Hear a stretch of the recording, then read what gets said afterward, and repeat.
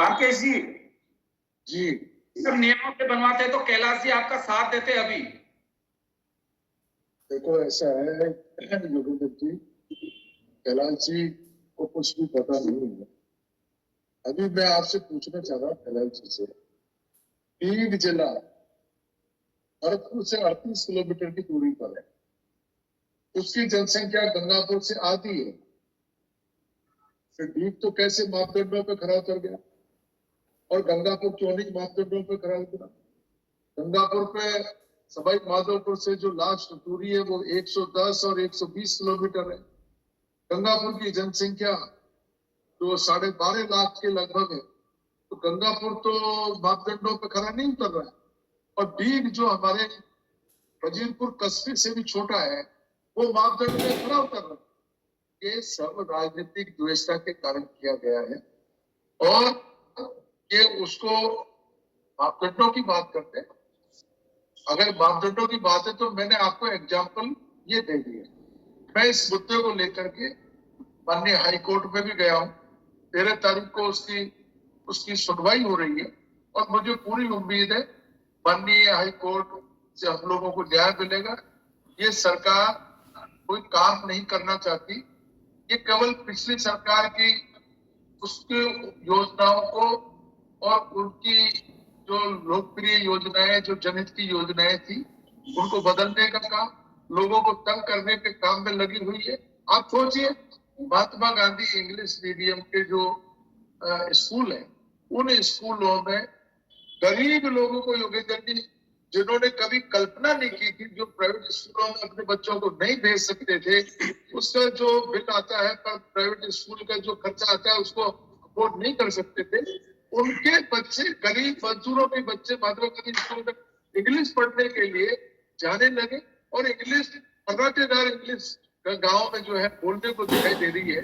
आप सोचिए, उनकी समीक्षा के नाम पर उनको बंद करने के लिए ये कामों में पीछे पड़ी हुई है। ये सरकार कोई काम नहीं करेगी।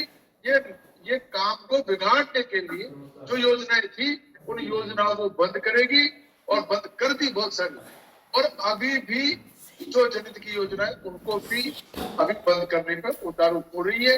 इसका भारी विरोध है। धरातल पे कोई काम इन्होंने नहीं किया। मैं आपसे पूछना चाहता हूँ, कौन सी नौकरी दे दी इन्होंने? अभी मेरे को कैलाश जी बताए, गिनाए जरा कितने लोगों को, किस विभाग में कितनी नौकरी दी आपने 1 साल में? आपने कोई मेरे से किसी भी डिस्कशन में आओगे, एक एक बात का जवाब दूंगा आपका मैं। 47,000 नौकरियां किसने दी? पहली बार कैलेंडर किसने जारी किया? युवाओं के 17 बार पेपर लीक कराए थे ना आपने। पूरे राजस्थान के अंदर जिस तरीके का चकनाचूर युवाओं के सपनों को किया, एसआईटी किसने गठित की?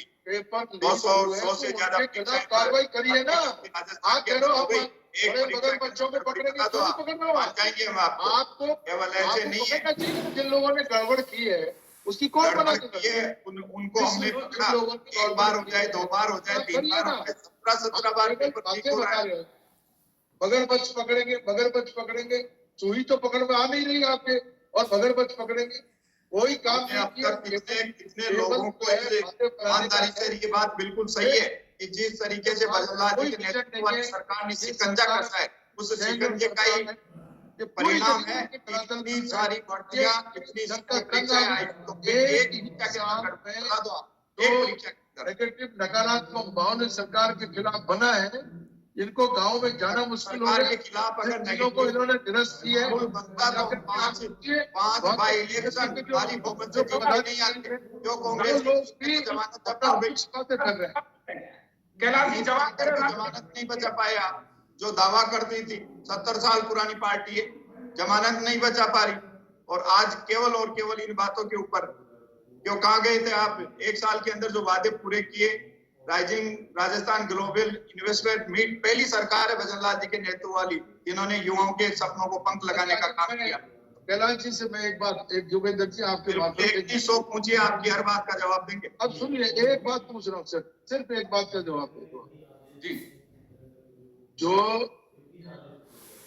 पिछली बार कृषि प्रसंस्करण योजना राजस्थान सरकार ने अशोक गहलोत साहब ने चलाई, हमारे स्थानीय जो व्यापारी है, उन व्यापारियों को सब्सिडी के 500 और 94 केस ऐसे हैं जिन्होंने अपने उद्योग धंधे स्थापित कर लिए और उनको आज तक सब्सिडी नहीं मिल रही, दर दर की ठोकर खा रहे हैं वो लोग, वो फाइलों को लेकर के इधर से उधर भाग रहे हैं और आज राइजिंग राजस्थान का नाम लेकर के जमीन लुटाने के लिए जो है रोड शो कर रहे हो आप विदेशों में। यहाँ के लोगों ने क्या अपराध कर दिया, उन्होंने क्या गुनाह कर दिया उद्योग लगा करके? जिन लोगों ने, जो हमारे लोग हैं यहाँ के राजस्थान के निवासी हैं, जो यहाँ छोटे मोटे व्यापारी है, उन्होंने उद्योग लगा करके लोगों को रोजगार दिया और उनकी सब्सिडी के लिए आज जो है 1-1.5 साल से वो लोग तरस रहे हैं, उनकी फाइलों को फेंक दिया। ये सरकार किसके हित में काम करना चाह रही है? वो बाहर से लोगों को बुला करके और केवल उनको जमीन लुटाने के लिए यहाँ पर लेकर के आ रही है। और हम देखते हैं, अब आप देखिए जो नए जिले आपने जो खत्म किए, उन जिलों में जो एमओयू किए व्यापारियों ने, उनका क्या करोगे आप? गंगापुर में हर साल हमने 970 करोड़ रुपए के एमओयू जोगिंदर जी, 970 करोड़ के एमओयू में, और गंगापुर जिले के जिला कलेक्टर करेंगे कि क्या होगा? आप मुझे बताइए, जिन्होंने गंगापुर जिले के जिला कलेक्टर के सामने करोड़ के एमओयू उस एमओयू का क्या होगा? वो लोग जिसके पेट में इसका बात का दर्द होता है, सारे जिलों में ये जो है को लेकर के लोग बहुत ही ज्यादा आशंकित है कि भाई हमारे एमओयू का क्या होगा। आप मेरे को बताइए कि जिस सब्सिडी की रामकेश जी बात कर रहे हैं, ऐसे कम से कम 1-2 उदाहरण तो दीजिए कौन से जिले के अंदर अटकी। हमारी सरकार पूरी तरीके से फिक्सेशन करवा रही है उसका, मैं पहले भी बोल चुका, अभी भी बोल रहा हूँ। अगर इस बात से राइजिंग से जुड़ी हुई ग्लोबल धन्यवाद देता हूँ, अगर कोई चीज होगी तो उनको पसंद है, हमारी सरकार पूरी तरीके से आप इसके लिए कृषि विपणन विभाग से ये सब्सिडी जारी होती है और आप मुख्यमंत्री जी के ध्यान में लाइए, 594 केस ऐसे हैं जो सब्सिडी के लिए तरस रहे हैं, उनकी फाइलें पेंडिंग पड़ी हुई है, उन्होंने अपने उद्योग धंधे इंडस्ट्री में रिको में लगा ली, तो अब उनकी सब्सिडी मिलनी चाहिए। इन लोगों ने कोई अपराध नहीं किया। इसी तरीके से जो नए जिले खत्म किए हैं, उन जिलों में जो व्यापारियों ने एमओयू किए हैं, वो जिला कलेक्टर के सानिध्य में किए। अब जिला कलेक्टर उसमें पार्टी है, आज की तारीख में वहां पर जिला कलेक्टर नहीं है, तो इन एमओयू का क्या होगा? सर समय जो है आप इस पर सेकंड में जवाब दिलवा रहा हूँ आपको। समय का मैं कैलाश जी मैं जिस जिले के अंदर अगर किसी जिला कलेक्टर से लोग हैं उन्होंने उद्योग है, तो जिस जिले के अंदर वो जिला आ रहा है उनका वहाँ के मान्य नहीं होता है। तो राजीव जी सुनिए, ये तो तय माना जाना चाहिए कि हंगामे